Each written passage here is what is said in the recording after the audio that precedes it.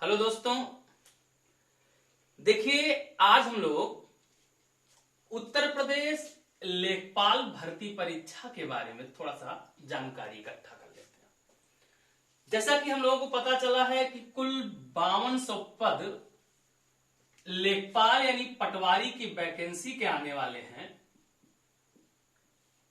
तो इसके क्या पाठ्यक्रम क्या है, इसका सिलेबस क्या होगा, कितने क्वेश्चन आते हैं और सिलेबस में क्या कुछ बातें कही गई हैं, उसके बारे में थोड़ा सा अध्ययन कर लेते हैं। देखो, सबसे पहली बात तो यह है कि आपसे कुल 100 क्वेश्चन पूछे जाएंगे, कुल 100 सवाल पूछे जाएंगे, 100 प्रश्न होंगे, जिसमें से 25 क्वेश्चन सामान्य हिंदी के होंगे, 25 क्वेश्चन मैथमेटिक्स के होंगे, 25 क्वेश्चन सामान्य ज्ञान के होंगे और 25 क्वेश्चन ग्रामीण विकास के होंगे, ग्राम समाज के सवाल होंगे। ये मेरी बात समझ में है? तो कुल मिलाकर के 25, 25, 25, 25 करके 100 सवाल आपसे पूछे जाएंगे और इन्हीं का जवाब देकर के, सही आंसर देकर के आपको एक पद लेखपाल का मिल जाएगा। तो वास्तव में आपको केवल फोकस किस पे करना है? अगर आपको एक पद लेखपाल का चाहिए तो सारे सिलेबस को अच्छे से देख करके और इसकी पढ़ाई शुरू कर देना है। देखिए, इसमें जो सामान्य हिंदी होगा, इस सामान्य हिंदी के जो खास खास पॉइंट हैं उसमें से हो गया अलंकार,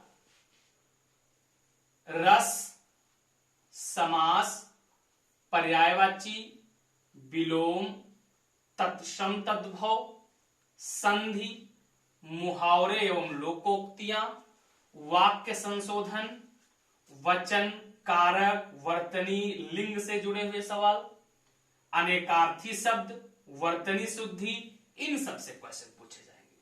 कुल कितने सवाल पूछे जाएंगे? 25 क्वेश्चन। किससे? सामान्य हिंदी से। यह बात समझ में आया?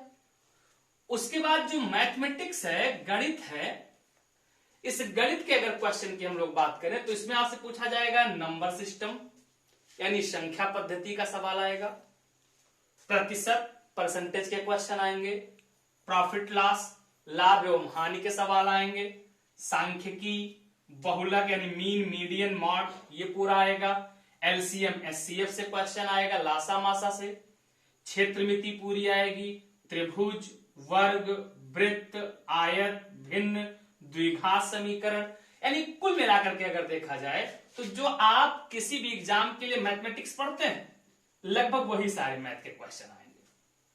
ये बात समझ में आए? उसके बाद बात करते हैं सामान्य ज्ञान की। तो जो जनरल स्टडी है, सामान्य ज्ञान है, जीएस है, इसका सबसे पहला मुद्दा है राष्ट्रीय एवं अंतरराष्ट्रीय महत्व की घटनाएं, यानी आपसे करंट अफेयर पूछा जाएगा पूरा का पूरा। उसके बाद भारतीय इतिहास, यानी भारतीय इतिहास की अगर बात करें तो आपको पूरा एंशिएंट पढ़ना होगा। उसके बाद आपको मेडुअल पढ़नी होगी। उसके बाद आपको क्या पढ़ना होगा? मॉडर्न पढ़ना होगा। तो एंशिएंट भी है, मेडुअल भी है, मॉडर्न भी है। और खास करके क्या पढ़ना है? तो आईएनएम भी पढ़ना होगा। आईएनएम सबसे इंपॉर्टेंट सेगमेंट है। आईएनएम का मतलब हो गया भारतीय राष्ट्रीय आंदोलन के बारे में पढ़ना है। ये सबसे इंपॉर्टेंट सेगमेंट है, भारतीय राष्ट्रीय आंदोलन, ये भी आपको पढ़ना है। तो इसमें भारतीय राष्ट्रीय आंदोलन के बारे में डिटेल से देखना होगा और ये किसी भी एग्जाम के लिए इतिहास का सबसे महत्वपूर्ण विषय बन जाता है। उसके बाद पूरा हम लोगों को भारतीय संविधान पढ़ना है, पूरी राज्य व्यवस्था देखनी है, विश्व एवं भारत का भूगोल पढ़ना है, अर्थव्यवस्था पढ़नी है और सामान्य विज्ञान पढ़ना है। तो खास करके देखो, अगर सामान्य ज्ञान के बारे में देखा जाए, जनरल स्टडी के बारे में देखा जाए तो लगभग सारे सेगमेंट से क्वेश्चन आपसे पूछे जाएंगे। उसके बाद ग्रामीण विकास की बात करें, 25 सवाल जिससे आएंगे। इसमें ग्रामीण प्रशासन, राजस्व प्रशासन के घटक एवं कार्य से क्वेश्चन पूछे जाएंगे, यानी ग्रामीण प्रशासन कैसे चलता है इससे भी सवाल पूछा जाएगा, राजस्व प्रशासन कैसे चलता है इससे भी सवाल पूछा जाएगा। उसके बाद राजस्व प्रशासन के घटक, इसके समारोह, ग्रामीण विकास के लिए कौन कौन सी योजनाएं चल रही, ये सबसे इंपॉर्टेंट सेगमेंट होता है।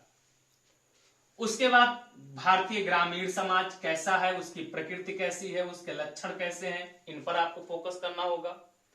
उसके बाद जनजातीय जो ग्रामीण जीवन है, शेड्यूल्ड ट्राइब्स के लोग हैं, शेड्यूल्ड कास्ट के लोग हैं, इनसे भी क्वेश्चन पूछा जाता है। फिर कमजोर वर्ग जो weaker section of the society है, इनकी क्या समस्याएं हैं, सरकार इसको दूर करने के लिए कौन कौन से प्रयास कर रही है, कौन कौन से प्रोग्राम चला रही है, कैसे इसको दूर किए जा रहे हैं, इससे सवाल पूछा जाएगा। उसके बाद है ग्रामीण रोजगार के स्रोत क्या हैं, यानी ग्रामीण जीवन में इनकम के सोर्स क्या है, इनसे भी क्वेश्चन बहुत पूछे जाते हैं। तो ग्रामीण रोजगार के स्रोत क्या होंगे, इनसे क्वेश्चन पूछा जाएगा। कैसे ग्रामीण जीवन के लोगों का रोजगार कैसे चलता है। तो ये कुल मिलाकर के एक सिलेबस हो गया जो कि आपका लेखपाल का सिलेबस है। खास करके ये तो बस मेन टॉपिक हो गया, इसकी डिटेल में आपको अच्छे से अध्ययन करना होगा। और ध्यान रखिएगा, अगर आपने समय से मेहनत किया, अभी से समय दिया, तो आपको इस 5200 पद में से एक पद आपको जरूर मिल जाएगा। ये मेरी बात समझ पा रहे हैं?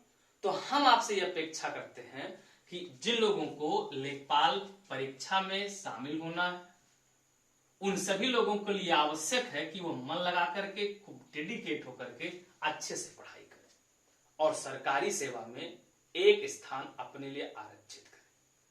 ये मेरी बात समझ में आई? तो आप सभी लोगों को आपके उज्जवल भविष्य की बहुत बहुत शुभकामनाएं, बहुत बहुत धन्यवाद। Thank you.